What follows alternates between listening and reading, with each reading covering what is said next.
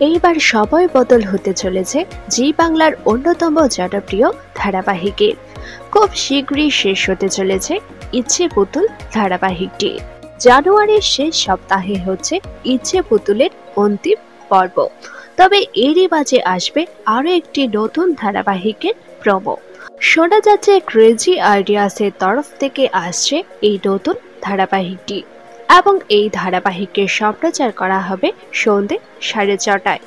আর এই জন্যই time slot পাল্টে যাবে কার কাছে কই মনের কথা ধারাবাহিকের। তবে নতুন ধারাবাহিক এলে কার কাছে কই মনের কথা ধারাবাহিকটি কোন স্লটে দেওয়া হতে পারে সেই বিষয়ে এখনো কিছু জানা যায়নি। তবে কার কাছে কই মনের কথা ধারাবাহিকটি আপনারা কোন স্লটে দেখতে চান তা নিচে অবশ্যই কমেন্ট করে জানান।